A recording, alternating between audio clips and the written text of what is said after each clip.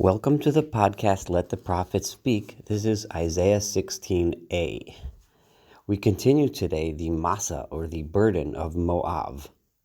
In the last podcast, we read the intense and terrible suffering that Moab was going to suffer, according to Isaiah's prophecies, at the hands of their oppressors, and how Isaiah, taught us not to exult in the downfall of the other nations, but rather our hearts should go out to them in their suffering. This is consistent with the teachings of Yeshayahu, that it is the mission of the Jewish people to bring the message of God to the other nations, so that they can improve their ways and come under the protection of God's wings. The message of justice and righteousness was meant to come from Zion and to spread to the other nations. And the way for Moab to avoid the terrible destruction that was prophesied in the last chapter is to listen to the lessons Yeshayahu wants the Jewish people to teach them. The lessons that we will study today. This is the context in which we should understand today's verses as we read chapter 16, verses 1 to 6. This is Saul Weinreb, your host for this podcast.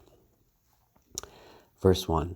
Shilchu kar moshel eretz, misela midbara, el har bat Zion. There was a time when Moab was subservient to the northern kingdom, Israel, and they paid tribute to the Israelite kings, who were idol worshippers. Now Isaiah tells them, to the people of Moab, turn no more to the northern kingdom which stands to be destroyed, or may have already been destroyed, depending on exactly when this prophecy was said. But rather, says Isaiah, turn towards the kingdom of Judah, where the temple of God stands, where the message of God emanates forth from Zion, and from whom the true message of God comes. Send your pillows and blankets. This is the reference to the tribute that they used to bring to the northern kingdom. Send those tributes with your ruler to the mountain of God, to Har Bat Zion, meaning be fearful of and loyal to the one true God. This is how to avoid the terrible fate I prophesied about in the last verses. And what special role can Moab play? What can they do to avoid this bad fate? Remember where Moab was situated. Moab was a kingdom in the desert, a kingdom to which refugees would run from the various kingdoms, refugees from oppressive injustices. They would run to Moab for shelter and protection, the most famous one being Elimelech, who ran from the kingdom of Judah to seek refuge in Moab. V'hayacha of noded kain mishulach. But he turns to the Moabites and says, you, in my prophecy, are going to be those refugees. Like a bird that flies about looking for refuge, reminiscent, of course, of the birds that Noah sent out to search for dry land. And like the nestlings driven away from their mother's nest. Tihiena benot Moab, so will be the daughters of Moab, mabrot la'arnon. So will be the refugees of Moab as they linger by the riverbanks of Arnon. This is the picture Isaiah is painting, that if the Moabites do not learn the lesson that he is teaching, they will wander as refugees if they do not do as follows. This is how to avoid that fate. Havi'i eitzah asu fililah. Give advice. Offer counsel. How do you avoid this fate? Take upon yourselves the role God has given you.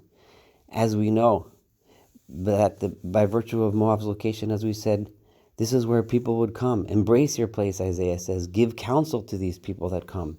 Do justice. And what is the justice that you can do? Shisi chalayel tzilech besoch tzaharayim. At high noon in the daytime, when the marauders and the oppressors are searching for those that are trying to escape, hide them in your shadows as if it was night.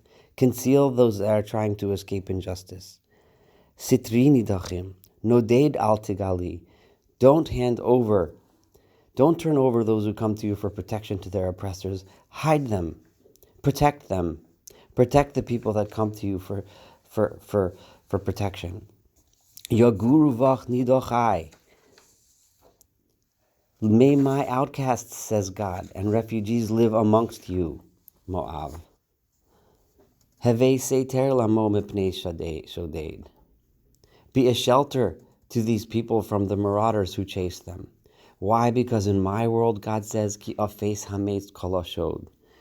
If you live like this, then violence is nothing in my world.